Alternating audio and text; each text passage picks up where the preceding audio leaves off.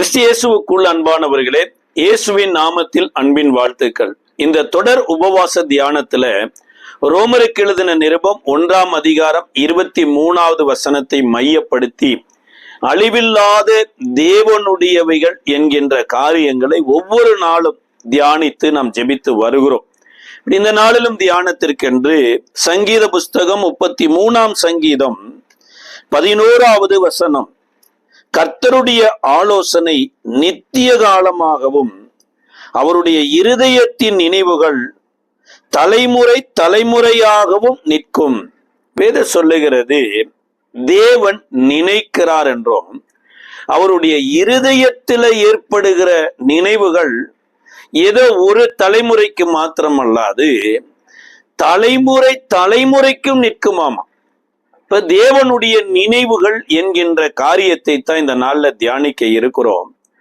தேவனுடைய நினைவுகள் எப்பேற்பட்டது அல்லது நம்மளுடைய நினைவுகள் எப்பேற்பட்டது என்று சொல்லி ஏசாயா தீர்க்க தரிசன புஸ்தகம் 55ஆம் அதிகாரத்தினுடைய 8-9 வசனங்கள் சொல்லுகிறது, வானத்திற்கு பூமிக்கு எவ்வளவு உயரமோ அவ்வளவாய் நம்மளுடைய நினைவுகளுக்கும் தேவனுடைய நினைவுகளுக்கும் அவ்வளவு உயரமாய் இருக்குதாமா. இப்ப சில நேரங்கள் நம்மளுடைய நினைவுகள் நம்மை சுற்றி நடக்கிற காரியங்களை சார்ந்தே இருக்கிறது, அல்லது நமக்கு நன்மை செய்தவர்களை குறித்து இருக்குது, அல்லது நம்மளுடைய உறவினர்களை குறித்து ஏதோ ஒரு நல்லதோ கெட்டதோ வாழ்க்கையில நடந்திருக்குமானா அதை சார்ந்துதான் நம்மளுடைய நினைவுகள் இருக்குது பாருங்க. ஆனா தேவனுடைய நினைவுகள் எனப்பட்டது வித்தியாசமான நினைவுகள். இதை சங்கீத புஸ்தகத்தினுடைய 103ஆம் சங்கீதத்தின் 14வது வசனத்துல சங்கீதக்காரர் சொல்றாரு, கர்த்தர் மனிதனை மண் என்று நினைவு கூறுகிறாராம். 103வது சங்கீதத்தினுடைய 14வது வசனத்துல, நம்முடைய உருவம் இன்னதென்று அவர் அறிவார், நாம் மண் என்று நினைவு கூறுகிறார். இன்றைக்கு நாம தாங்க நம்மளை குறித்து என்னென்னமோ நினைத்து கொண்டிருக்கிறோம். ஒரு சில நேரங்கள்ல நம்மளுடைய படிப்பை சார்ந்து அல்லது நம்மளுடைய பதவியை சார்ந்து, நம்மளுடைய வசதியை சார்ந்து, அல்லது நம்மளுடைய பிறப்பை சார்ந்து, நான் யாரு, நான் எப்பேற்பட்ட பின்புலத்தை சேர்ந்தவன், எனக்கு எப்பேற்பட்ட அழகு இருக்குது, எப்பேற்பட்ட செல்வம் இருக்குதுன்னு இன்னைக்கு உலகத்துல ஒவ்வொரு மனிதனும் அப்படித்தான் நினைத்து கொண்டு இருக்கிறாங்க. அப்படி நினைத்து கொண்டே அவர் படைத்த மண்ணுல நடந்து கொண்டு இருக்கிறாங்க. ஒருவேளை மண்ணு இந்த மனிதனை பார்த்து என்ன நினைக்கும்னா, நான் மண்ணா இருக்கிறேன், ஒரு காலத்துல நீயும் மண்ணாத்தான் இருந்த, இன்னொரு காலம் வரும்போது மண்ணாகத்தான் போகிற அப்படின்னு தான் நினைக்கும். அதனாலதான் மண் என்று தேவன் நினைவு கூறுகிறார் என்கின்ற இந்த காரியத்துல நம்ம இந்த மண்ணுல விதைக்க வேண்டிய சில காரியங்கள்லாம் இருக்குது பாருங்க. சில பேர் ஒரு மண்ணுல நிரந்தரமா ஏதாவது ஒன்று விதைத்திருவாங்க பாருங்க. இந்த மண்ணை உலகத்திலே நம்ம பார்க்கிற இயேசு கூட நல்ல நிலத்தில் விதைக்கப்பட்ட விதையானது அப்படின்னு சொல்லிதான் 1, 30, 60, 100 ரூபாய் பலன் கொடுக்குங்கிறார். அப்ப மனிதனை மண் என்று நினைவு கூறுகிறவர் தான்.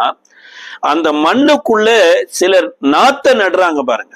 ஒருவேளை தென்னங்கண்ணை நட்டாங்கன்னா அது நிரந்தரமாவே தென்னந்தோப்பா மாறிடும், அல்லது மாங்கண்ணை நட்டு வைக்கிறாங்க, அல்லது ஏதோ ஒரு கனி வளங்களை நட்டு வைக்கிறாங்கன்னா அது நிரந்தரமாவே அது தோப்பா மாறிடும்.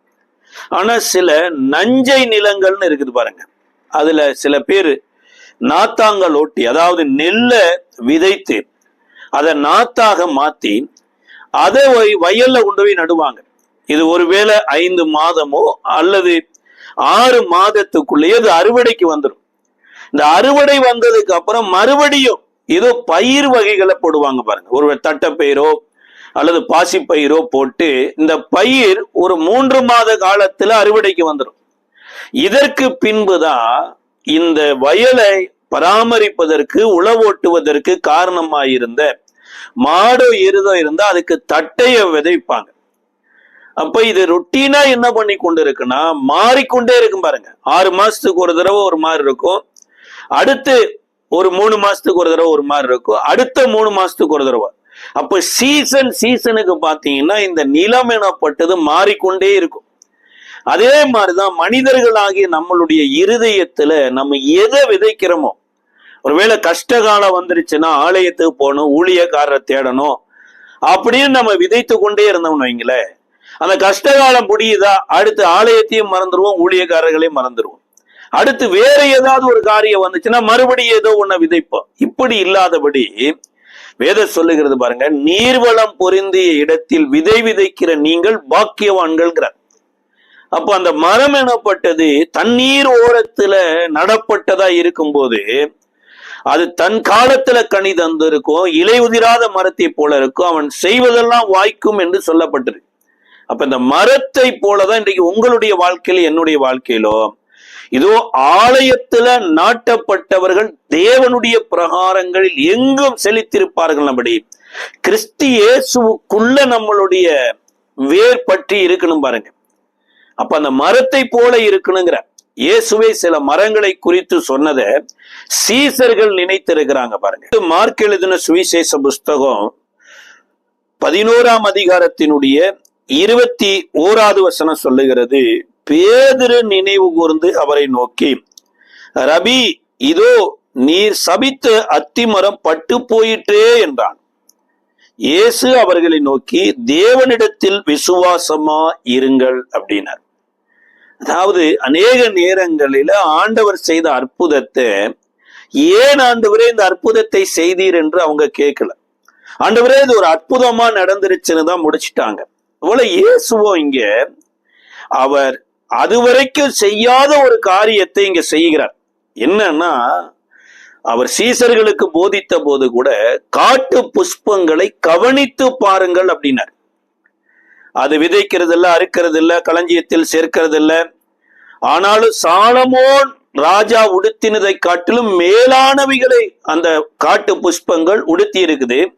பரமபிதா இதை விளைவிக்கிறார் அப்படிங்கிறார். அப்போ ஒரு செடி வளருது அப்படின்னா அது ஏதோ தன்னிச்சையா வளர்றது கிடையாது. தேவனே இந்த செடியை விளைவிக்கிறார்.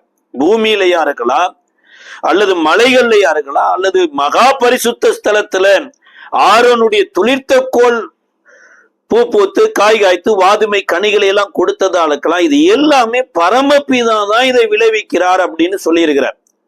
ஆனா இங்க இயேசு அவர் பெத்தானியாவின் வழியாய் வருகிற போது அவருக்கு பசி உண்டாகி விடுகிறது. வழியில ஒரு காட்டத்தி மரத்தை பார்க்கிறார். அந்த அத்தி மரத்தை பார்த்து அவருக்கு பசி உண்டாயிற்று. உடனே அந்த மரத்தில் இலைகளை தவிர வேறு ஒன்றுமில்லை என்று அறிந்து பட்டு போக கடவுது அப்படின்ட்டார். சார், இவ்வளவு பசி வெறி உள்ள தேவனா? அதாவது சீசர்களே சமரியாவுல போய் ஆகாரத்தை வாங்கி கொண்டு வந்த போது, என் பிதாவின் சித்தத்தை செய்வதே என்னுடைய ஆகாரமா இருக்கிறது என்று சொன்னவ, இன்றைக்கு பசி உண்டாகி அத்தி மரத்துல இலைகளை தவிர வேறு ஒன்றுமில்லை என்று கண்டு அதை சபிக்கிறாரே. அதுவும் வேதம் சொல்லுகிறதுங்க, அது கனி கூடாத காலமா இருந்தபடியினால அதை சபித்தாராமா. அப்ப ஏன் ஆண்டவரே இந்த அத்தி மரத்தை சபித்தீரு? இந்த அத்தி மரத்தை நீ சபித்ததற்கும் இன்றைக்கு நாங்கள் இந்த அத்திமரத்தோடு உங்களை பார்ப்பதற்கு என்ன இதனுடைய ரிலேஷன்ஷிப், இதோட என்னத்தை கனெக்ட் பண்றீங்கன்னு கேட்கல. ஆனா எதை நினைவு கொடுத்துட்டாங்க? ஆண்டவரே நீ சபித்தீர் இல்லையா, நீ சபிக்காம இருந்திருந்தா அந்த அத்திமரம் பட்டு போயிருக்காம இருக்கும் இல்லையா. இயேசு அத்திமரம் பட்டு போக வேண்டும் என்று சபிக்கலைங்க. அன்றைக்கு ஏதேன் தோட்டத்துல கூட முதல் மனிதனும் மனுஷியும் பாவம் செய்த உடனேயே அவர்கள் தேவனிடத்தில் ஓடி வராதபடிக்கு அவர்கள் தற்காலிகமாக அத்தி மரத்துக்கு அடியில போய் தான் அதன் இலைகளை பறித்து அதை வஸ்திரமாக தரித்து கொண்டு அந்த அத்தி மரத்தினுடைய நிழல்ல போய் ஒளிந்து கொண்டிருந்தாங்க.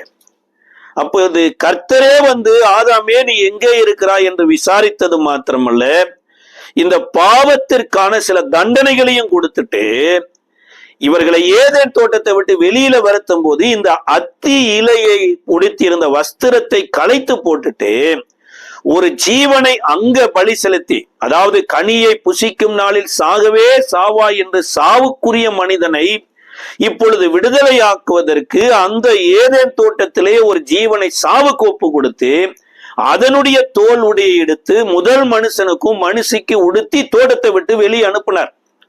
அதே மாதிரிதான் உலகம் முழுவதும் நியாயப்பிரமாணத்தின்படி எல்லோரும் குற்றவாளிகளா இருக்கிறாங்க. ஒருவேளை மனிதன் நினைக்கலாம் இந்த அத்தி இலையை உடுத்தினா நிர்வாணத்தை மறைக்கணும். ஒருவேளை வெளியில இருக்கிற நிர்வாணத்தை மறைக்கலாமே தவிர கண்களின் பார்வையில வந்த நிர்வாணத்தை, இருதயத்தின் சிந்தையில வந்த நிர்வாணத்தை எப்படி சார் மறைக்க முடியும்?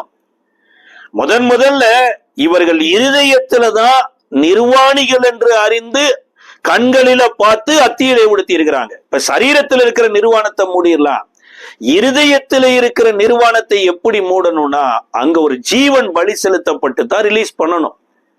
அதுபோல ஏதேன் தோட்டத்திலிருந்து வெளியே அனுப்புகிற போது அங்க ஒரு ஜீவனை பலி செலுத்தி தோலுடைய கொடுத்து வெளியே அனுப்பின இதே தேவன் இன்றைக்கு மனுஷ ரூபம் எடுத்து இந்த உலகத்திற்கு வந்தபடினால தன்னுடைய ஜீவனையே கொடுத்து இந்த ஒவ்வொரு மனிதனையும் இயேசு கிறிஸ்துவின் மூலமாய் ஒரு ரட்சிப்பின் வஸ்திரத்தை தரித்து கொள்ள வேண்டும் என்று சொல்லிதான் இந்த அத்தி இலையின் வஸ்திரத்தை எப்பொழுது ஏதேன்ல ஆதாமுக்கு ஏவாளுக்கு ரிமூவ் பண்ணிட்டு தோலுடைய கொடுத்தாரோ அதே போல இந்த அத்திமரமாகிய நியாயப்பிரமாணத்தை பலவீனமாக்கி கிறிஸ்துவின் கிருபைய சத்தியத்தினால ஒரு ரட்சிப்பின் வஸ்திரத்தை தரித்து கொள்ள வேண்டும் என்று சொல்லிதான் இந்த அத்திமரத்தை பார்த்து சபிக்கிறார்.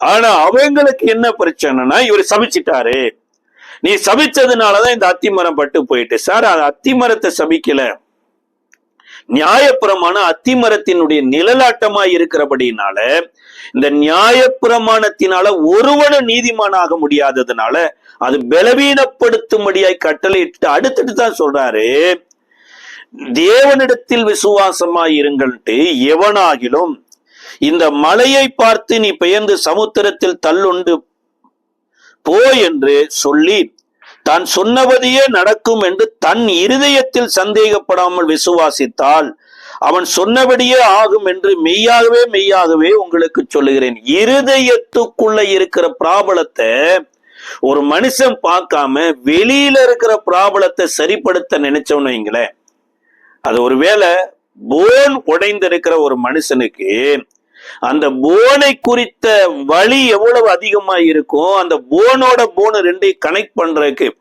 ஒருவேளை நல்ல எலும்பு மருத்துவர் இடத்துல சேரலாம் அல்லது மாவு கட்டிடத்துல போறவட்ட சென்று இதை ஜாயின் பண்ணாம விட்டாம இந்த பெயின் வராம இருப்பதுக்கு மாத்திரம் டேப்லெட் போடுகிறது பாருங்களே, இது ஆரோக்கியமான ஒரு மருந்தும் கிடையாது, ஒரு ஆரோக்கியமான ட்ரீட்மெண்ட்டும் கிடையாது, பரிசோதனையும் கிடையாது.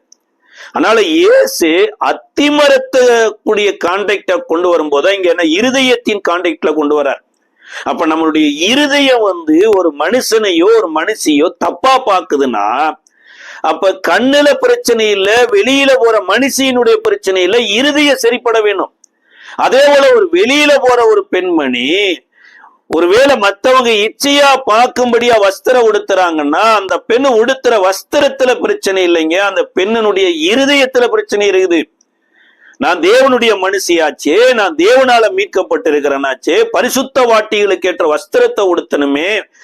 ஏதேன் தோட்டத்தை விட்டு வெளியே துரத்தின முதல் மனுஷனும் மனுஷிக்குமே தோல் உடைய உடுத்தி வெளியே அனுப்பி இருக்கும் போது நான் தோல் தெரிகிற மாதிரி உடைய உடுத்தினா எல்லோருமே பரிசுத்தாவியை பெற்று எல்லோருமே பரிசுத்தமா பார்க்க மாட்டாங்களே. அப்ப மற்றவங்க இருதயத்துல என்னை விபச்சாரம் பண்ணுவதற்கு நான் காரணமா மாறினேங்கிற ஒரு இருதயம் அந்த பொண்ணுக்குள்ள வரணும் பாருங்க, அல்லது அந்த பையனுக்குள்ள வரணும்.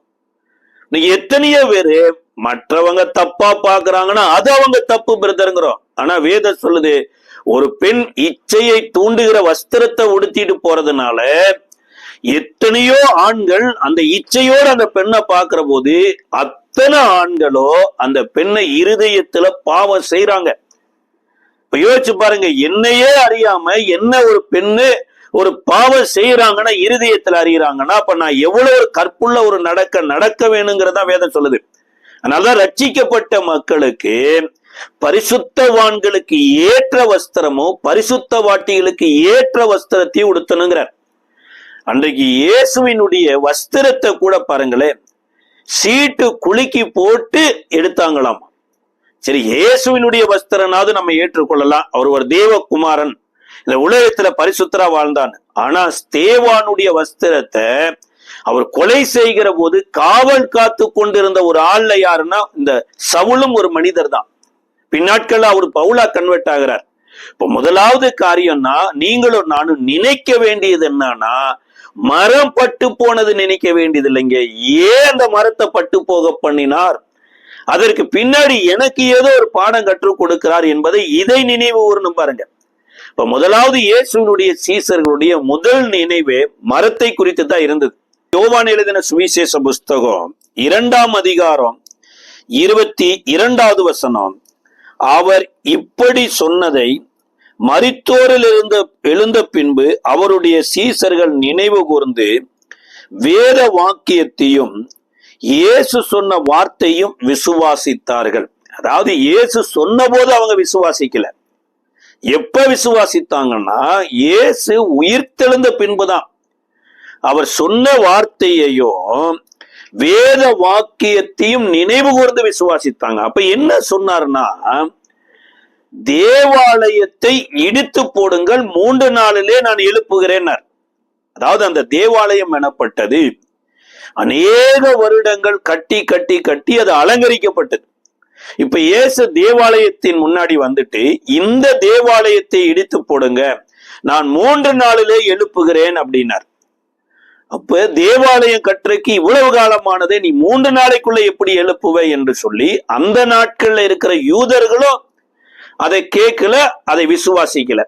சரி, யூதர்கள் தான் கேட்கல, விசுவாசிக்கலன்னா இயேசுவினுடைய சீசர்களும் பாருங்க, இதை எதை குறித்து சொல்லுகிறீர், ஏன் இப்படி சொல்லுகிறீர் என்று கேட்கல. எப்ப அவங்க உணர்ந்து கொண்டாங்கன்னா இயேசு உயிர்த்தெழுந்ததுக்கு அப்புறம் தான் அதை உணர்ந்து கொண்டாங்க. அப்ப இயேசு இந்த ஆலயத்தை இடித்து போடுங்கள் 3 நாள்ல எழுப்புகிறேன்னது அவர் பாடி ஆஃப் சர்ச்சை சொன்னார், தன்னுடைய சரீரமாகிய ஆலயத்தை சொன்னார். ஆனா அங்க இருந்த மக்கள் எல்லாம் கட்டடமாகிய ஆலயத்தை பிலீவ் பண்ணிட்டாங்க. சீசர்களும் அதே இருதயத்துலதான் இருந்தாங்க பாருங்க.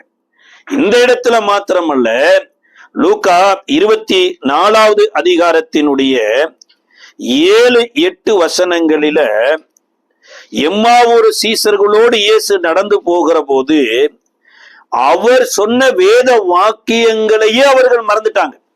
அதாவது மனுஷன் பாவிகளை ஒப்பு கொடுப்பாரு, அவரை சிலுவையில் அறைந்து கொலை செய்வாங்க, 3ஆம் நாள் உயிரோடு எழுந்திருப்பார் என்பதையும் மறந்துட்டாங்க. இந்த 2 சீசர்களும் இங்க நடந்த சம்பவங்களை குறித்து கலக்கமடைந்துதான் எம்மாவூருக்கு போறாங்க. ஏன் அப்படின்னா, அந்த நாட்களில பிரதான ஆசாரியர்கள் காவல்காரருக்கு வேண்டிய பணத்தை கொடுத்து நாங்க நித்திரையா இருந்த போது அவருடைய சீடர்கள் அவருடைய சரீரத்தை களவாடிட்டு போயிட்டாங்கன்னு சொல்லிட்டாங்க. அப்ப சீடர்களாய் இருக்கிற நாம எருசலேமில் இருந்தா கட்டாயம் இயேசுவினுடைய சரீரத்தை திருடனவங்க என்று நம்ம மேல வழக்கு போட்டு சிறையில போட்டுருவாங்க, நம்மளை தண்டிப்பாங்க. அதனால நம்ம தண்டனையிலிருந்து தப்பு வைப்பதற்கு எருசலேமை விட்டு நம்ம ஓடி போய் விடலாம் என்றுதான் எம்மாவூருக்கு போறாங்க. ஆனா இயேசு இதற்கு முன்னாடியே சொன்னார், நான் உயிர்த்தெழுவேன் என்று சொன்னார். அவங்க அதை விசுவாசிக்கல, நினைக்கவே இல்லை. ஆனா இப்ப அவர்களோடு கூட நடந்து போகிற போதுதான் இவர் வழிபோக்கர் போல அவர்களோடு கூட சம்பாஷித்து கொண்டே வருகிறார். இதை 13வது வசனத்துல இருந்து கிட்டத்தட்ட 26 வசனம் வரைக்கும் இயேசு பேசிட்டே வர்றார். தீர்க்கதரிசிகளின் மூலமாய் சொல்லப்பட்டது, சங்கீதங்களின் மூலமாய் சொல்லப்பட்டது, அவர் சொன்னது எல்லாவற்றையும் சொல்லி கடைசியா எம்மாவூருக்குள்ள வந்ததுக்கு அப்புறம் தாங்க வேதம் சொல்லுகிறது, அவர் காணாதவர் போல, நீ சொல்ல போனா ஒரு வழிபோக்கரை போல கடந்து போகும்போது இந்த 2 சீசர்களும் இவ்வளவு வசனங்களை சொல்லுகிறவரே, நீங்க எங்களோட தங்குங்கன்ன போது அவர்களோடு தங்குறப்ப அவர் அப்பத்தை எடுத்து பிட்ட போது அவர்கள் இருவருடைய கண்களும் திறக்கப்பட்டது. இமீடியட்டா இயேசு அங்கிருந்து மறைந்து போய்விட்டார். அதாவது இயேசு கற்றுக் கொடுக்க வேண்டிய வசனத்தை அழகா கற்றுக் கொடுத்துட்டு, நீங்க எம்மாவூர்ல இருக்க வேண்டிய ஆள் இல்லப்பா, நீங்க எருசலேம்ல அதுவும் கலிலேயாவுல இருக்க வேண்டிய ஆட்கள், நான் உங்க அங்க சந்திக்கிறேன் என்று சொன்னதுனால அவர் கடந்து போயிட்டாரு. அந்த பிரயாணத்துல இரவு போயிட்டு, அதனால வழிபோக்கரே இந்த ஊர்ல பாதுகாப்பு இல்லை, எங்களோட தங்குங்க, தங்குங்கள் என்று சொன்ன சீடர்கள் தங்கள் கண்கள் திறக்கப்பட்ட உடனே வழியில என்ன ஆபத்து இருக்குது, என்ன நன்மை இருக்குதுன்னு பார்க்கல, உடனே இரவோடு இரவாக அவர்கள் எம்மாவூருக்கு வந்தாங்க. அப்ப சில காரியங்கள் நம்ம வாழ்க்கையில நம்மளுடைய மாம்சமான மனசுல புரிந்து கொள்ள முடிய மாட்டேங்குது. இதைத்தான் ஒரு இடத்துல வேதம் சொல்லுகிறது, மாம்சத்தில் நன்மை வாசமாய் இருப்பதில்லையாமா. எப்பேற்பட்ட நன்மையான விஷயங்கள் சொன்னாலுமே அது இமீடியட்டா அதை அறிந்து கொள்ள வேண்டுங்கிற எண்ணமும் வரமாட்டேங்குது, அல்லது அறிந்து வைத்தாலும் உடனே மறந்து போய் விடுகிறது. எத்தனையோ நல்ல நல்ல செய்திகள் தேவாலயத்துல கேட்டாலுமே வீட்டுக்கு போறதுக்குள்ளேயும் அது மறந்து போய் விடுகிறது. சார், இயேசு சொன்னதையே சீசர்கள் மறந்து போகிற போது நம்ம மாம்சமான சரீரத்துல எது அக்செப்ட் பண்ண முடியும்? அப்ப இரண்டாவது காரியம் என்னன்னா, இயேசுவினுடைய பாடு மரணங்களை இவர்கள் மறந்து போயிட்டாங்க. இந்த 24வது அதிகாரத்தினுடைய 7-8 வசனங்களில மனுஷகுமாரன் பாவியான மனுஷர்கள் கையில் ஒப்பு கொடுக்கப்படவும் சிலுவையில் அறையப்படவும் 3ஆம் நாளில் எழுந்திருக்க வேண்டும் என்பதாக அவர் கலிலேயாவில் இருந்த காலத்தில் உங்களுக்கு சொன்னதை நினைவு கூறுங்கள் என்றார்கள். இங்க தேவதூதர்கள் சொல்றாங்க, அவர் கலிலேயால இருந்த போதே இதை பத்தி உங்கள்கிட்ட சொன்னார் இல்லையா, இதை நினைவு கூறுங்கள், அவர் சொன்னபடியே உயிர் தெழுந்து விட்டார் அப்படின்னாங்க. இப்ப இயேசுவுக்கு நடந்த காரியங்கள் அத்தனையோ அந்த நாட்கள்ல அவர்கள் நினைவு கூறல, ஆனா காலம் கடந்துதான் நினைவு கூர்ந்தாங்க. இதுவே யோவான் எழுதின சுவிசேஷ புஸ்தகத்தினுடைய 12வது அதிகாரத்தின் 16வது வசனம் சொல்லுகிறது,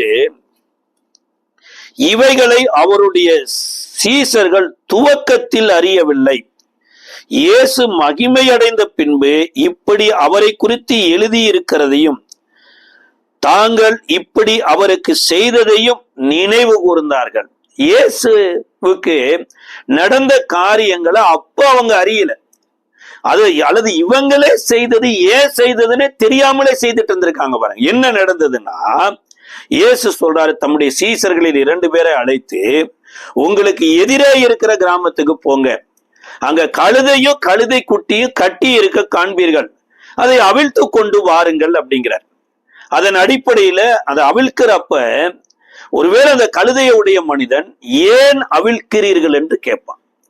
ஏன்னா இந்த கழுதை எனப்பட்டது அந்த ஊருக்கும் பிரயோஜனப்படல, கட்டி இருக்கிற மனுஷனுக்கும் பிரயோஜனப்படல, ஏதோ தேவ சித்தத்துக்காக அந்த கழுதையை கட்டி வைத்திருக்கிறார். யோசிச்சு பாருங்க, கழுதையும் கழுதை குட்டியும் பிரயோஜனமே இல்லாம அநேக நாட்கள் ஒரே இடத்துல கட்டி இருக்கப்படுமானா, அப்ப யாராவது அந்த கழுதையை குறித்து ஏதாவது சம்பாசித்திருப்பாங்களா? இல்லைங்களா? அதாவது இருக்கிற பிறவியிலேயே ஒரு மோசமான ஈனப்பிறவி அப்படின்னு சொல்றது அந்த கழுதையின் பிறவிதான். ஏன்னா எல்லா மிருக ஜீவன்களும் தானும் தன்னுடைய குடும்பமும் ஒருவேளை மேய்ந்து வாழ்ந்து கொள்றாங்க, இல்ல இறை தேடி வாழ்ந்து கொள்றாங்க. ஆனா இந்த கழுதையத்தான் மனிதர்கள் என்ன பண்றாங்கன்னா பொதி சுமத்துவதற்கு பயன்படுத்துறாங்க. சில வாலிபர்கள் கூட அந்த நாட்கள்ல என்டர்டைன்மெண்ட் கூட பயன்படுத்தி இருக்கிறாங்க. சிலர் பழமொழிக்கு கூட கழுத கெட்டா குட்டி செவருன்னு தான் சொல்லுவாங்க. அப்பேற்பட்ட கழுதையைத்தான் கர்த்தர் 2 வழி சந்துகளில கட்டப்பட்டிருக்கிறதாக காண்கிறார். இப்ப இதை அவிழ்க்கிற போது அவங்க கேட்பாங்க, ஏன் அவிழ்க்கிறீங்க அப்படின்னா, இது ஆண்டவருக்கு வேண்டும் என்று சொல்லுங்கள், அதாவது இது கோயில் கழுதை என்று சொல்லுங்கள் அப்படின்னாச்சு. அப்ப அந்த கோயில் கழுதையை கட்டி வைத்திருக்கிற மக்கள் பயபக்தியோடு அவிழ்த்து ஊர்வாசல் வரைக்கும் கொண்டு வந்து விடுவாங்க என்று அவர் கற்பித்தபடியே அவங்க சொன்ன உடனே அதே மாதிரி நடந்தது. இந்த கழுதையில ஒருத்தருமே ஏறவே இல்லைங்க. ஏன்னா இது இயேசு ஏற வேண்டும் என்று பரலோகத்தால முன்குறிக்கப்பட்ட கழுதை. இன்னைக்கு சில பேர் பாருங்களேன், இயேசுதான் சில பேரை வழி நடத்தி சில பேரை விடுதலையாக்க பயன்படுத்தி இருப்பார். அனனியாவை சவுலினிடத்துல அனுப்புனது யாரு? அனனியாவே ரொம்ப நாளா ஜெபம் பண்ணிட்டு இருந்து, ஆண்டவரே இந்த சவுல் எனப்பட்டவர் ரட்சிக்கப்பட்டா நல்லா இருக்கும், அந்த சவுலுக்கு நான் கண் பார்வை கொடுக்கணும் அப்படின்னு ஜெபம் பண்ணாருன்னா கிடையவே கிடையாது. சார், இந்த அனனியாவே கர்த்தர் வந்து சொன்ன போது இந்த மனிதன் எருசலேமில் இருக்கிற எத்தனையோ பரிசுத்தவான்களுக்கு பொல்லாப்பு செய்தவன் என்றோ, இங்க தமஸ்குவிலோ இருக்கிற இயேசுவை ஏற்றுக்கொண்ட சீசர்களை துன்பப்படுத்த வந்தான் என்று கர்த்தரிடத்திலே பிரார்த்தனை பண்ணின அனனியா. அப்ப இந்த அனனியா போய் சவுலினுடைய கட்டுகளை அவிழ்ப்பது அனனியாவினுடைய வில் கிடையாது, அவனுடைய ஜெபமும் கிடையாதுங்க, கர்த்தருடைய பரிபூர்ண சித்தம். அதே மாதிரிதான் எலிசாவை அபிஷேகம் பண்ண வேண்டும் என்று எலியா கற்பனையில கூட நினைக்கல. எலியாவும் எலிசாவை தன்னுடைய ஸ்தானத்தில் அபிஷேகம் பண்ணணும்னு ஜெபமும் பண்ணல. அல்லது எந்த விதத்திலையும் எலிசாவும் போய் என்னை எலியா வந்து ஜெபம் பண்ணணும், அல்லது எலியா வந்து என்னை ஊழியத்துக்கு கூப்பிடணும்னு எலிசாவும் ஜெபம் பண்ணல. எலியாவோட கூட 50 பேர் இருந்தாங்க. அவங்களும் சொல்ல, இந்த ஊர்ல ஒரு எலிசான்னு ஒருத்தர் இருக்கிறாரு, அவரை போய் உம்முடைய ஸ்தானத்துல வந்து அபிஷேகம் பண்ணணும்னு சொல்ல கர்த்தரே தாங்க தெரிந்தெடுத்தாரு. அப்ப இன்னைக்கு எத்தனையோ பேர் பாருங்களேன், நான் தான் அவர் ஆண்டவருக்குள்ள வழி நடத்தினேன், என்னாலதான் அவர் ஆண்டவரிடத்துல வந்தாரு. Sir, God's plan. நீங்க இல்லைன்னா வேற ஒன்னொருத்தரை வச்சு அவரை வழி நடத்தி இருக்க போறாரு. அனனியா இல்லைன்னா வேற யாராவது ஒருத்தர் பயன்படுத்தி இருக்க போறாரு. அப்ப எலிசாவை அபிஷேகம் பண்ண சொன்னதும் கர்த்தர் தான், சவுலை விடுதலையாக்க சொன்னதும் கர்த்தர் தான், இந்த கழுதையை விடுதலையாக்க சொன்னவரும் கர்த்தர் தான். இதுல அவருடைய சீசர்கள் உட்கார்ந்துட்டு போகல. இயேசுவுக்காக விடுதலையாக்கப்பட்ட கழுதையை இயேசுவைத்தான் உட்கார வச்சு வழி நடத்திட்டு போனாங்க. இப்ப இதை அவிழ்த்து கொண்டு வந்து அதன் மேல கம்பளம் விரித்து அதுக்கு மேல அவர் உட்கார்ந்து வழியில ரெட் கம்பளம் விரித்து வயலின் இலைகள் தலையெல்லாம் பரப்பி கர்த்தருடைய நாமத்தில் வருகிறவர் ஸ்தோத்தரிக்கப்பட்டவர், உன்னதத்தில் இருக்கிற தேவனுக்கு மகிமையும் ஓசன்னான்னு பாடுறாங்க. இதெல்லாம் ஏன் நடந்தது என்று அந்த நாட்கள் இருக்கிற சீசர்களுக்கே தெரியல. இது ஏன் நடக்குது, இது எதனால இயேசு இப்படி பவனி போகிறார் அப்படின்னா, சகரியா தீர்க்க தரிசன புஸ்தகத்தினுடைய 9வது அதிகாரம் 9வது வசனத்துல இப்படி நடக்கணும். அதாவது ஒரு ராஜா எனப்பட்டவர் ஊரறிய வளம் வரணும் பாருங்க. அதே போல ஒரு பலியாக வேண்டிய ஆடு ஒருவேளை பல இடங்களில் அது வளர்க்கப்பட்டாலும் எருசலேம் வீதியில அதை நடத்தி கொண்டு வந்து ஆசாரியர்கள் அதை பரிசோதிக்கணும் பாருங்க. அதற்கு பின்புதான் அதை பலி செலுத்தணும். அது நடந்து வருகிற போது ஒரு பலவீனம் இல்லாததா இருக்க வேண்டும் என்று வேதவசனம் சொல்லுகிறது. அப்ப இயேசு எருசலேம் வீதியில கழுதையில பவனி போனது கர்த்தர் சொன்ன தீர்க்க தரிசனம் மாத்திரமல்ல, பின்னாட்கள்ல சீசர்கள் அதை புரிந்து கொண்டாங்க பாருங்க, நினைவு கூர்ந்தார்கள். அப்ப இன்றைக்கும் நாமளும் இந்த கர்த்தருடைய ஆவி வராம இந்த வேத வசனம் எதற்காக எழுதி கொடுக்கப்பட்டது, இந்த வேத வசனத்துல ஏன் எருசலேம் வீதியில இப்படி நடந்தது என்பதை அறிய முடியாது பாருங்களேன். எபிரேயருக்கு எழுதின நிருபம் 10ஆம் அதிகாரம் 3வது வசனம் சொல்லுகிறது, அப்படி நிறுத்தப்படாதபடியால் பாவங்கள் உண்டென்று அவைகளினாலே வருஷங்கள் தோறும் நினைவு கூறுதல் உண்டாயிருக்கிறது. அப்ப எழுத்தின்படி இஸ்ரவேல் மக்களுக்கு வருடா வருடம் பஸ்காவை ஆசரிக்கிறாங்க, வருடா வருடம் பலி செலுத்துறாங்க, வருடா வருடம் தங்களை சுத்திகரிக்கிறாங்க. அப்ப இது எதை காண்பிக்கிறது அப்படின்னா, இந்த பலியினால தாங்கள் பாவிகள் என்று காண்பிக்கிறாங்களாம். இப்ப இன்றைக்கு நீங்களும் நானும் செய்கிற காரியத்தையே ஒரு விஷயத்தை திரும்ப திரும்ப செய்துட்டு இருக்க. ஒருவேளை இந்த உலகத்துல பாருங்க, ஒரு மனிதன் இஎம்ஐல ஏதோ ஒரு பொருள் வாங்குறான்னு வைங்களேன், மாதம் அந்த இஎம்ஐ கட்டிக்கிட்டே இருக்கிறான்னா அப்ப அவனுக்கு கடன் இருக்குதுன்னு தான் அர்த்தமே தவிர கடன்ல இருந்து விடுதலை ஆயிட்டான்னு அர்த்தம் இல்லை. அதே மாதிரி வருட வருடம் இந்த பஸ்கா பலிகை எனப்பட்டது செலுத்தி கொண்டே இருக்கிறாங்க. அப்ப இந்த பலி எனப்பட்டது இவர்களை பூரணப்படுத்தி இருக்குமானா ஏன் வருட வருடம் பலி செலுத்தணும்? அது வருட வருடம் எப்ப பலி செலுத்தணும்னா, யாத்ராம புஸ்தகத்தினுடைய 12வது அதிகாரத்தினுடைய 14வது வசனத்துல சொல்லப்பட்டிருக்குது, இந்த இஸ்ரவேல் மக்கள் எப்போது அந்த எகிப்தை விட்டு விடுதலையாகி வருகிற போது இந்த புளிப்பில்லாத அப்ப பண்டிகையை அனுசரிச்சாங்களோ அதே நாள்ல எல்லா இஸ்ரவேலரும், அதாவது எருசலேம் எனப்பட்டது யூதா கோத்திரத்து மக்களுக்கு கொடுக்கப்பட்டிருந்தது. அந்த எருசலேம்ல தான் தேவாலயம் எனப்பட்டது சாலமோனின் மூலமா கட்டப்பட்டிருந்தது. அப்ப எருசலேம்ல வந்துதான் சகல இஸ்ரவேலர்களும் சிதறி இருக்கிற, அதாவது 11 கோத்திர மக்களும் சிதறி இருக்கிற அவர்கள் பட்டணத்திலிருந்து வருடத்துக்கு ஒரு தடவை எருசலேமுக்கு வரணும்.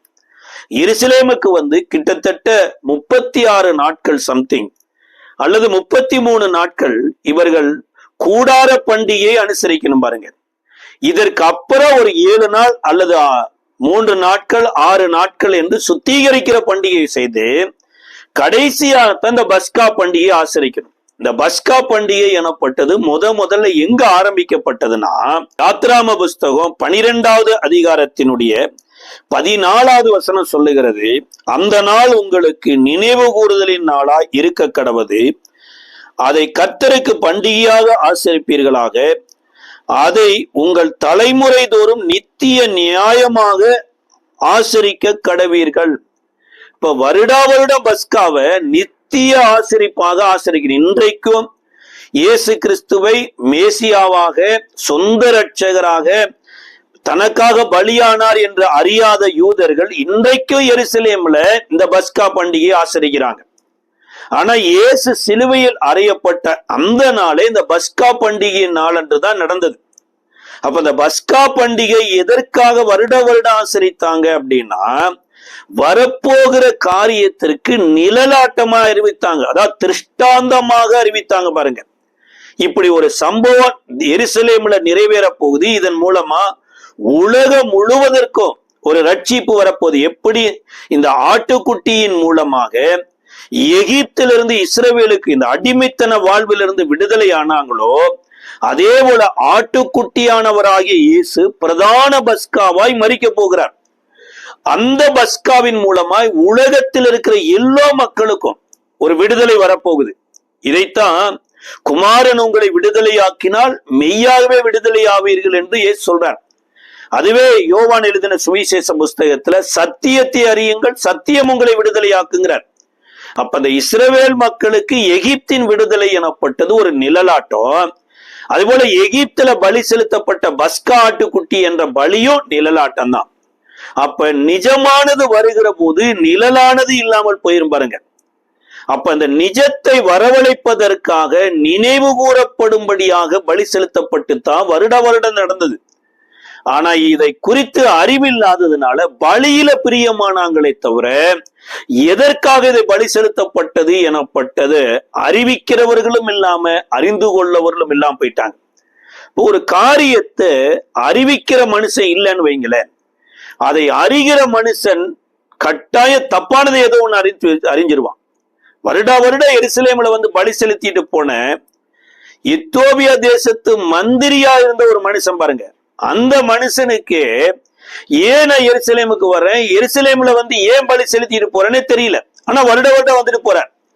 இப்ப பரிசுத்த ஆவியானவர் தான் பிலிப்புவின் இடத்துல இந்த மந்திரிக்கு இயேசுவினுடைய பாடு மரணங்களையும் அதன் மூலமாய் வரக்கூடிய ரட்சிப்பையும் அறிவித்தார்.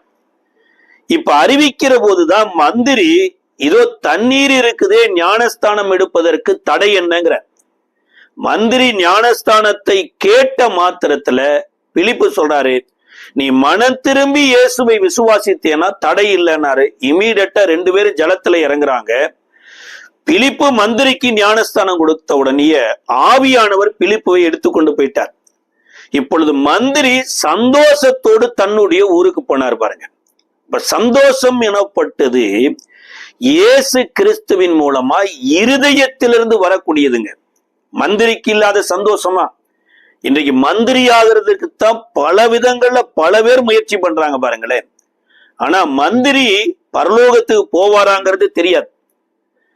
நான் மந்திரியா இருக்கிறேன் அதனால இயேசுவை என்னை ஏற்றுக்கொள்வார் என்று சொல்ல முடியாது. அப்ப யார் பரலோகத்துக்கு போவா, யார் இயேசுனால ஆசீர்வதிக்கப்பட்டு ஏற்றுக்கொள்ளப்படுவாங்கன்னா வேத சொல்லுது பாருங்க, அவருடைய பாடு மரணங்களை குறித்து தெளிவாய் அறிந்திருக்கணும்.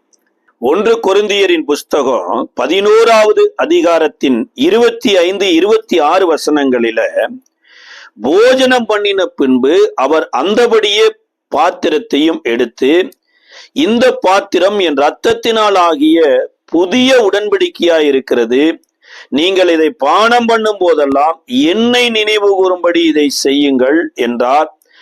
ஆகையால் நீங்கள் இந்த அப்பத்தை புசித்து இந்த பாத்திரத்தில் பானம் பண்ணும் போதெல்லாம் கர்த்தர் வருமளவும் அவருடைய மரணத்தை தெரிவிக்கிறீர்கள். இதுதாங்க நிஜமான பஸ்கா. இதை ஏதோ கமாலினுடைய பாதத்துல பிலிப்பு கத்துக்கொள்ளல, பவுல் கத்துக்கொள்ள, பேதுரு கத்துக்கொள்ள, இயேசுவே இதை கற்றுக் கொடுத்தாரு பாருங்க. அந்த யோவான் 13வது அதிகாரத்துல அந்த பஸ்காவை இயேசு ஆசரித்த முறையே எல்லா இஸ்ரவேலும் ஆசரிக்கிற முறைமைக்கு வித்தியாசமா இருந்தது. எல்லா இஸ்ரவேலரும் பஸ்கா நாட்கள்ல பஸ்காவை எங்க ஆசரித்தாங்கன்னா எருசலேமில் இருக்கிற தேவாலயத்தில் ஆசரித்தாங்க. ஆனா இயேசு ஒரு புருஷன் தண்ணீர் குடம் சுமந்து கொண்டு வருவான், அவன் மேல் வீட்டு அறையில கம்பளங்கள் விரிக்கப்பட்டிருக்கும், அங்க போய் பஸ்காவை ஆசரியுங்கள் அப்படின்னார். அந்த பஸ்காவினுடைய பந்தியில இந்த 12 பேர் மாத்திரம்தான் இருந்தாங்க பாருங்க. லட்சோப லட்சம் ஜனங்கள் இயேசுவின் இடத்துல அற்புதம் பெற்றாங்க. ஆனா லட்சோப லட்சம் ஜனங்களுக்கு இந்த பஸ்காவை அவர் கற்றுக் கொடுக்கல. இந்த 12 பேருக்கு தான் கற்றுக் கொடுத்தார். அதுல ஒரு மனிதன் நல்லா கற்றுக்கொள்ளாம பணவாசியில போய் சிக்கி நாண்டு கொண்டு இறந்துட்டார். இப்ப அந்த மனிதனுடைய பிளேஸுக்கு தான் கர்த்தரே சவுல பவுலா மாத்திக்கிட்டு கிட்டத்தட்ட அரபு தேசமாகிய சீனாய் மலையில, இந்த சீனாய் மலையில தோன்றின நியாயப்பிரமாணத்தையும் கல்வாரி சிலுவை மலத்துல தோன்றின கிருபைய சத்தியத்தை ஒப்பிட்டு அங்கதான் கத்துக் கொடுக்கிறார். இந்த கம்யூனியன் சர்வீஸை குறித்து பவுலே சொல்றார், நான் கர்த்தரிடத்தில் கற்றுக்கொண்டேன் அப்படிங்கிறார். அவர் கற்றுக் கொடுத்ததுல எதை கற்றுக் கொடுத்துட்டாருன்னா, அவருடைய மாம்சத்துக்கு அடையாளமா அப்பமாகவும் அவருடைய ரத்தத்துக்கு அடையாளமாக திராட்சரசத்தையும் கொடுத்துட்டு, இது புது உடன்படிக்கையின் ரத்தம், அது பிற்கப்பட்ட இயேசுவினுடைய சரீரன்ட்டார். அப்ப இதுல பங்கு பெறுகிற நீங்களும் நானும் எதை தெரிவிக்கிறோம் அப்படிங்கிறது என்னன்னா, அவருடைய மரணத்தை தெரிவிக்கிறோம் அப்படிங்கிறார். சரி, இந்த அப்பத்தை பானம் பண்றோம், இந்த திராட்சரசத்தை பானம் பண்றோம், எப்படி அவர் மரணத்தை தெரிவிக்கிறோம் அப்படின்னா, அவருடைய அடிசுவடுகளை அப்படியே பின்பற்றுகிறாங்க. அந்த சரீரம் எனப்பட்டது இயேசுவுக்கு புஸ்தக சுருளில் எழுதியிருக்கிறபடியே நிறைவேற்றுவதற்காக கொடுக்கப்பட்டது. அதே போல இயேசுவுக்குள் ஞானஸ்தானம் எடுத்து மரித்து உயிர்த்தெழுந்திருக்கிற இந்த சரீரமும் இயேசுவின் சித்தம் நிறைவேறுவதற்காக இருக்குது பாருங்க. அப்ப இயேசுவினுடைய சித்தம் என்னன்னா, இந்த சரீரம் மரித்து இருக்குது, கிறிஸ்துவின் சரீரத்தினால் அந்த சரீரம் உயிர் வாழ்ந்து கொண்டிருக்கிற போது சிலர் அவமானப்படுத்துகிற போது திருப்பி அவமானப்படுத்த கூடாது. ஒருத்தர் ஒரு கண்ணத்துல அடிச்சுட்டா நம்ம ரவுண்டு கட்டி அடிக்க கூடாது, மறுகண்ணத்தை காட்டணும். உங்கள் மேல பொல்லாப்பானவைகளை சொல்லுவாங்க, அவர் நாமத்து நிமித்தமா சுவிசேஷத்து நிமித்தமா தவறுதலா சொல்லும் போது நீங்கள் சந்தோஷப்பட்டு களி கூறணும், பரலோகத்துல உங்க பலன் மிகுதியாயிருக்குனர். ஏன்னா அவருக்கு அதுதான் நிறைவேறியது. இயேசுவுக்கு கொடுத்த எத்தனையோ பேர்கள்ல ஒரு சில பெயர்கள் எல்லாம் வந்து பாருங்க, பெயல்செபூவினால பிசாசுகளை துரத்துகிறான் அப்படின்னாங்க. இப்ப இயேசு சொன்னாரு, நான் பெயல்செபூவினால பிசாசுகளை துரத்துனா உங்க பிள்ளைகளை ஃபியூச்சர்ல பிசாசுகளை துரத்துவாங்களா? அவங்க யாரை கொண்டு துரத்துவாங்கன்னு. அப்ப அவர்களிடத்துல அவர் பகைய வைக்கல, அன்பைத்தான் வைத்தார். சில இடங்களில அவர் பாவிகளுக்கு சிநேகிதன் அப்படின்னாங்க. நான் பாவிகளுக்கு சிநேகிதனா அப்படின்னு அவங்களிடத்துல வாக்குவாதம் பண்ணல. கட்டாய பாவிகளுக்கு சிநேகிதன் தான், ஆனா அவங்க பாவம் செய்வதற்கு சிநேகிதன் அல்ல. இந்த பாவிகள் நீதிமானாக்குவதற்காக அவர்களை சிநேகிக்கிறேன் என்பதை வெளிப்படுத்தினார்.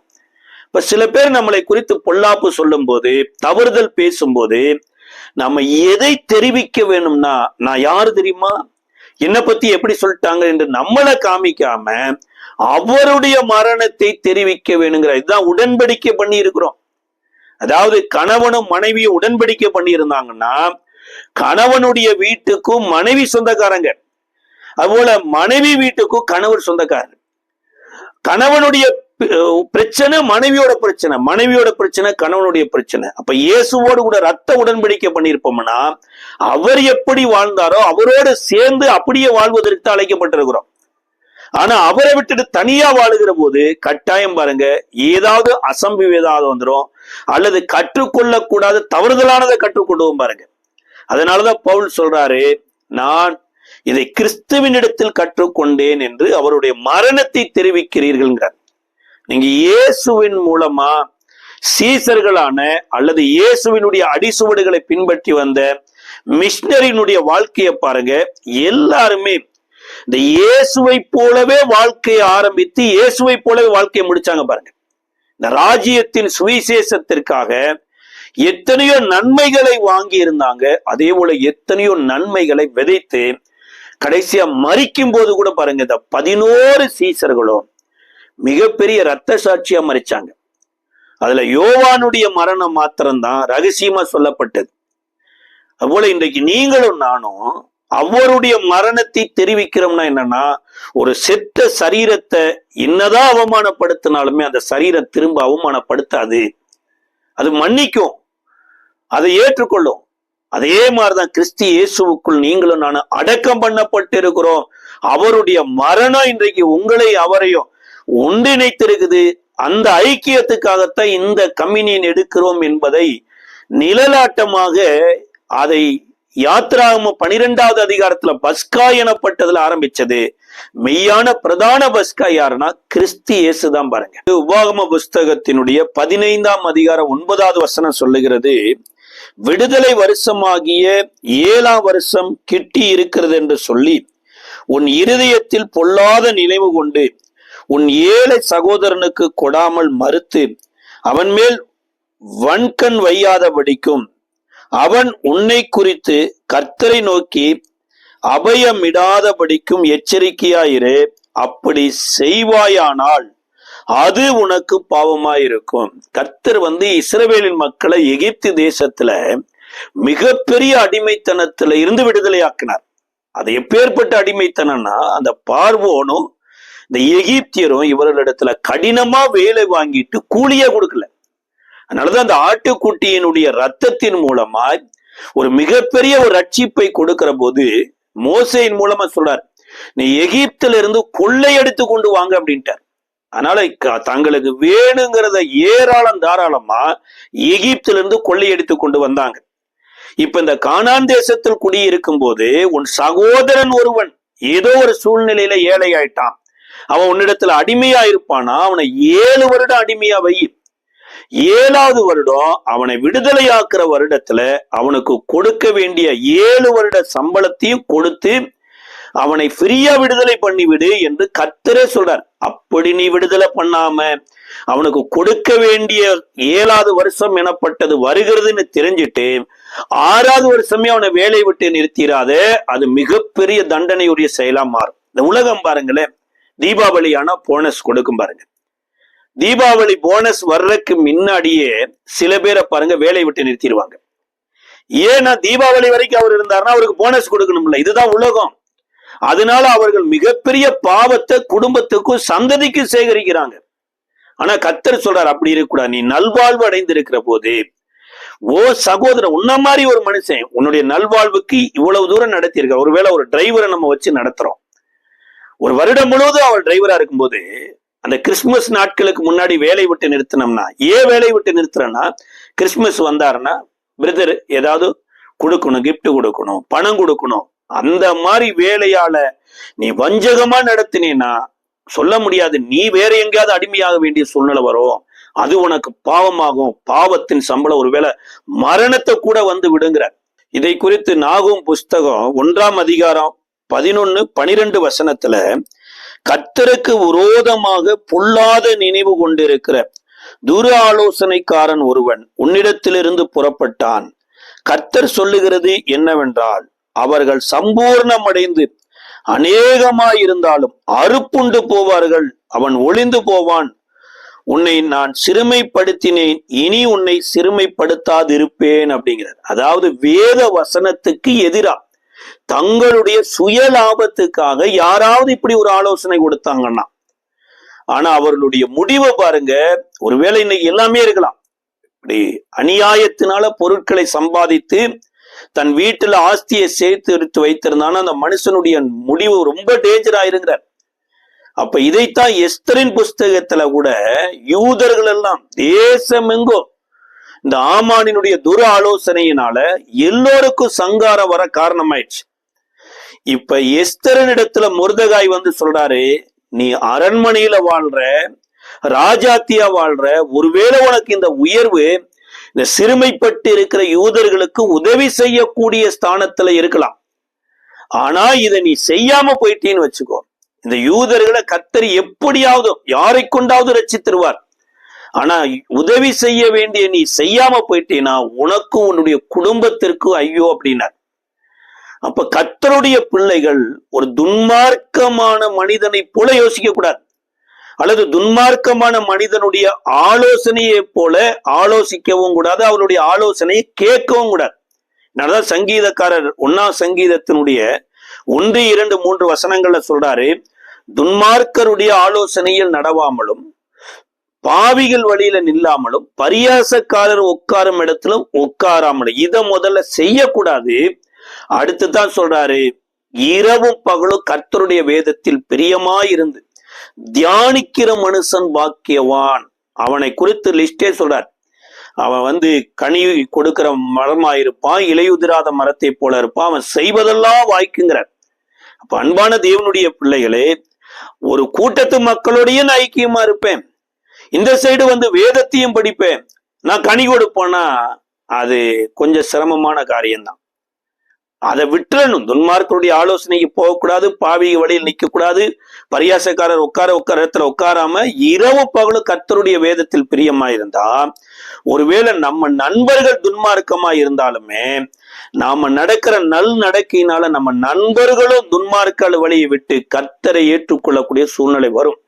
இதை குறித்து நீதிமொழிகளின் புஸ்தகம் 15வது அதிகாரத்தினுடைய 26வது வசனம் சொல்லுகிறது, துன்மார்க்கருடைய நினைவுகள் கர்த்தருக்கு அருவருப்பானவைகள், சுத்தவான்களுடைய வார்த்தையோ இன்பமானவைகள்.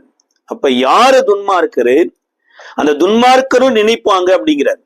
யாரு துன்மார்க்கர்னா, யார் தேவனுடைய தொடர்பில் இல்லையோ அல்லது தேவனுடைய வார்த்தைக்கு யார் கீழ்ப்படியாமல் இருக்கிறாங்களோ அவங்கதான் துன்மார்க்கர். நீ சொல்ல போனா கர்த்தருடைய ஆவியை பெறாம மாம்ச சிந்தையில இருக்கிற எல்லோருக்குள்ளேயும் துன்மார்க்கருடைய எல்லா கிரியைகளும் இருக்கும் பாருங்க. அன்றைக்கு பார்வோன் கூட மோசேட்ட சொல்றாரு, நானும் என் வீட்டாரும் துன்மார்க்கர்னாரு. ஏன் அப்படின்னா, இஸ்ரவேலருக்கு கொடுக்கப்பட்ட இந்த உடன்படிக்கையை எகிப்தியர் பண்ணல. எகிப்தியர் பண்ணினது மாத்திரமல்ல, எகிப்துல இருக்கக்கூடிய எகிப்தியர்கள் ஆராதிக்கிற தேவனுக்கு இவங்களும் ஆராதனைக்கு போகல, ஆராதனைக்கு போறதுக்கு இவர்கள் தடை பண்ணினாங்க. இவங்கதான் துன்மார்க்கர். அப்ப துன்மார்க்கன்னு நினைக்கிற நினைவுகள் ஒருவேளை எல்லாரும் நினைக்கிற மாதிரி நினைக்கலாம், இப்படி எல்லாம் இருக்கணும். ஆனா வேதம் சொல்லுது, அந்த நினைவுகள் அருவருப்பானவைகள்ங்கிறார். இப்ப துன்மார்க்கரை குறித்து அநேக லிஸ்ட் கொடுக்குறாருங்க. இதே நீதிமொழிகள் 24:20 துன்மார்க்கனுக்கு நல்ல முடிவே இருக்காது பாருங்க, ஆனா செம்மையானவனுடைய முடிவை நோக்கி பாரு அப்படிங்கிறார். எத்தனை பேர் துன்மார்க்கமா வாழ்ந்தாங்களோ அவங்களுடைய முடிவை பாருங்க. தாவீதின் குமாரன் ஆகிய அப்சலோம் துன்மார்க்கமா நடந்தான். அகிதோபேலுடைய ஆலோசனையை கேட்டுட்டு செய்யக்கூடாத எத்தனையோ துன்மார்க்க செயலை செய்தான். அவ்வாழ வயதிலேயே வழியில ஒரு விபத்துல இறந்து போயிட்டான். அப்ப இன்றைக்கு துன்மார்க்கனுடைய முடிவு ரொம்ப நாளே இருக்காது, அது நல்லாவும் இருக்காது பாருங்களேன்.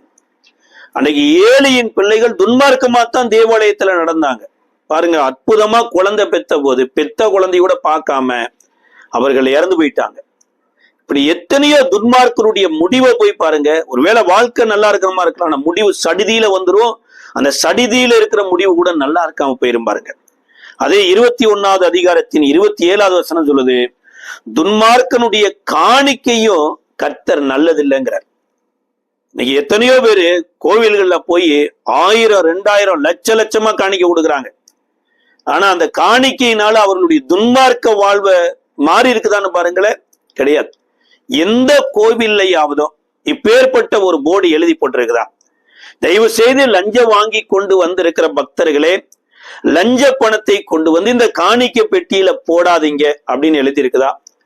அல்லது ஒரு சகோதரனோட பகையோடு இருக்கிற சகோதரனே, சகோதரியே, இந்த கோவில்ல போடுக்கிற நகையா இருக்கலாம், பணமா இருக்கலாம், தங்கமா இருக்கலாம், நீ தயவு செய்து உன் சகோதரனிடத்துல சண்டையை போட்டு பகையை போட்டு வழக்கு வைத்துட்டு இந்த கோயில்ல காணிக்க போடாத, இந்த கோயிலுக்கு வராதே என்று சொல்லி இருக்குதா?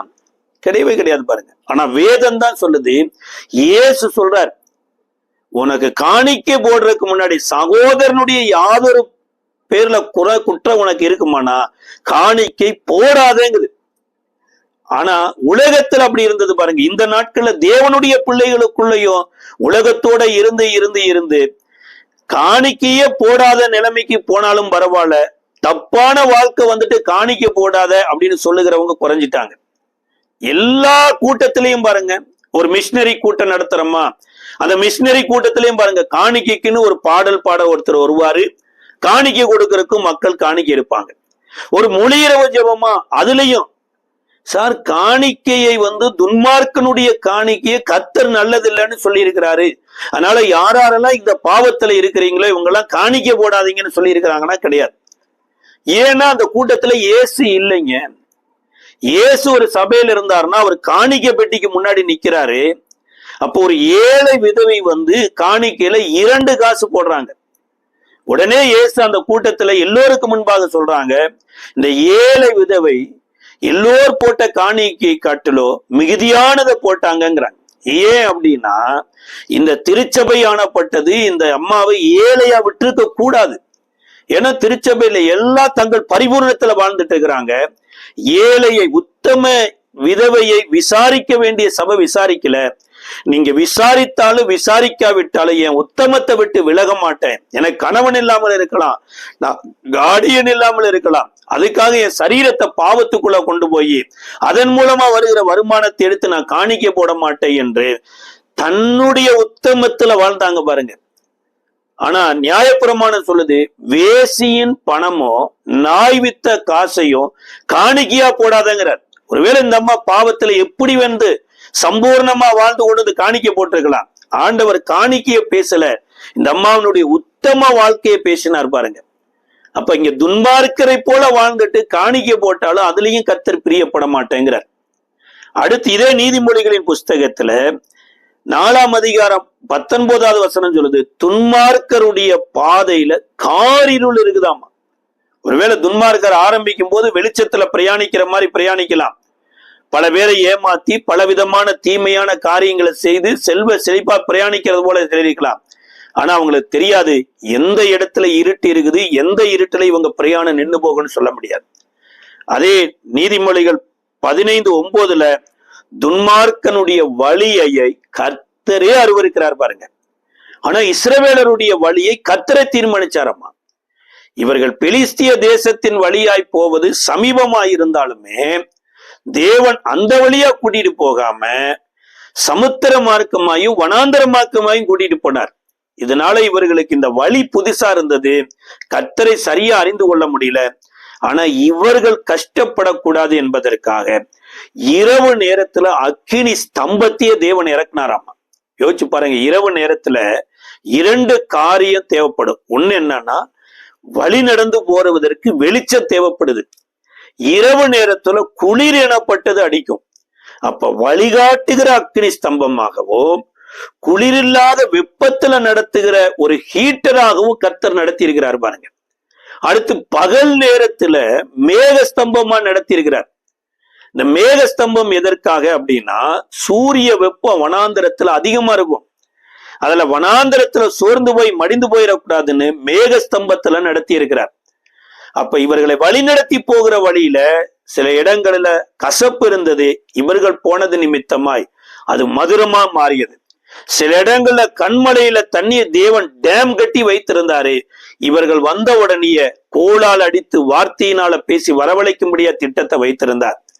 அது மாத்திரம் இல்லைங்க, 17வது அதிகாரத்துல அந்த அமலேக்கியர் எனப்பட்டவங்க யுத்தம் பண்ண வந்தாங்க. அந்த இடத்துல கூட யோசுவாவை கொண்டு கர்த்தர் வெற்றி சிறக்க பண்ணினார். இப்ப துன்மார்க்கனுடைய வழிதான் கர்த்தருக்கு அருவருப்படுறதை தவிர கர்த்தர் நடத்துகிற வழியில ஒருவேளை இருள் இருந்தா கூட கர்த்தர் அதை வெளிச்சமா மாற்றுவதற்கு அக்னி ஸ்தம்பமா வந்தார். ஒருவேளை வெப்பம் அதிகமா இருந்தா கூட மேக ஸ்தம்பமா வந்தார். கர்த்தர் முன்குறித்த அந்த இடத்திற்கு கொண்டு போகத்தான் இறங்குனேனே சொல்றார். அதாவது ஆபிரகாம், ஈசாக்கு, யாக்கோபு என்பவர்களுக்கு சொன்ன வார்த்தையை நினைவு கூர்ந்து எகிப்திலிருந்து விடுதலையாக்கி கூட்டி கொண்டு வந்து பாலும் தேனும் ஓடுகிற நலமும் விசாலமான தேசத்திற்கு அவர்களை வழி நடத்தி கொண்டு போனார். இந்த நாட்களில நம்மை நினைவு கூறுகிற ஒரு நல்ல தேவன். அப்ப தேவனுடைய நினைவுகள் எவ்வளவு வானத்துக்கு பூமிக்கும் உயரமா இருக்குதோ, தேவனுக்குள்ள இருக்கிற உங்களுடைய நினைவுகளும் என்னுடைய நினைவுகளும் வித்தியாசமா இருக்கணும் பாருங்க. அது இயேசுவை போல இருக்கணும். இயேசுவின் வழியில நடந்தாதான் அந்த நினைவுகள் வரும். அதாவது அவர் சிலுவையில கொடுத்த பரிசுத்தாவியை பெற்றாதான் ஆவிக்குள்ள மனிதனுடைய நினைவுகள் வித்தியாசமா இருக்கும், ஆவி இல்லாத மனிதனுடைய நினைவுகள் வித்தியாசமா இருக்கும். இதற்கு ஏதேன் தோட்டத்துல நடந்த சம்பவமே அடையாளமா இருக்கு. பரிசுத்தாவிக்குள்ள இருந்த ஆதாம் முதல் மனுஷியை கர்த்தர் கூட்டி கொண்டு வந்த போது தேவன் அந்த மனுஷியை என்ன நினைவோடு கூட்டி கொண்டு வந்தாரோ அதே நினைவோடு அந்த மனுஷியை பார்த்தார். அதே போல தோட்டத்துக்குள்ள இந்த ஆதாமை கூட்டிட்டு வரும்போது தேவன் என்ன பெயர் வைக்க வேண்டும் என்று நினைத்தாரோ அந்த மனுஷன் அதே பெயரை வைத்தான். ஆனா பரிசுத்த ஆவியை இழந்ததுக்கு அப்புறம் தேவனையும் அந்த மனிதன் சரியா பார்க்கல, தேவன் கொடுத்த தோட்டத்தையும் சரியா பார்க்கல, தேவன் கொடுத்த மனைவியும் சரியா பார்க்கல. இன்னைக்கு உலகம் அதுதாங்க. பரிசுத்த ஆவி இல்லாததுனால கட்டின மனைவியும் சரியா பார்க்கறது இல்ல, கையில கிடைச்ச வேலையும் சரியா பார்க்கறது இல்ல, இன்னைக்கு உலகத்துல இருக்கிற உறவுகளையும் சரியா பார்க்கறது இல்ல. அதனாலதான் ஆண்டவர் கடைசி நாட்கள்ல மாம்சமான யாவர் மேலும் என் ஆவியை ஊற்றுவேனார். இந்த நாட்கள்ல நடக்கிற எல்லா சம்பவங்களுங்க கர்த்தருடைய பின்மாறி மழை ஊற்றப்படுவதற்கு ஆயத்தமாயிட்டு இருக்குது. எல்லா இடத்திலும் தேவனுடைய ஆவியானவருடைய தேவை இருக்கிறது. இன்றைக்கு நீங்களும் நானும் தேவனை போல நினைப்பதற்கு தேவ ஆவியை பெறணும். தேசமும் தேவனை போல நினைப்பதற்கு தேசத்தின் மேல பின்மாறி மழை ஊற்றப்பட வேண்டும் என்று ஜெபிக்கணும். நம்ம ஜெபிக்கலாமா? அன்பின் பரலோக பிதாவே, கர்த்தராகிய இயேசுவின் நாமத்தின் நன்றியோடு ஸ்தோத்திரிக்கிறோம். நாங்களும் இயேசுவை இரட்சகராய் ஏற்றுக்கொள்வதற்கு முன்பாக துன்மார்க்கரை போல நினைத்து கொண்டிருந்தோம். துன்மார்க்கரை போல ஆண்டவரே எங்கள் வாழ்க்கை இருந்தது. ஆனா இன்றைக்கு கல்வாரி சிலுவையில சிந்தின இயேசுவின் ரத்தத்தின் மூலமாய் இந்த புது உடன்படிக்கைக்குள் வந்திருக்கிற எங்களை நீதிமான்களாய் பரிசுத்தவான்களாய் மாற்றினரே உமக்கு ஸ்தோத்திரம். நாங்களும் கிறிஸ்து இயேசுவில் இருக்கிற சிந்தையே எங்களுக்குள் வர பரிசுத்த ஆவியானவர் உதவி செய்யறக்காய் ஸ்தோத்திரம். இயேசுவின் நாமத்தில் ஜெபிக்கிறோம் நல்ல பிதாவே.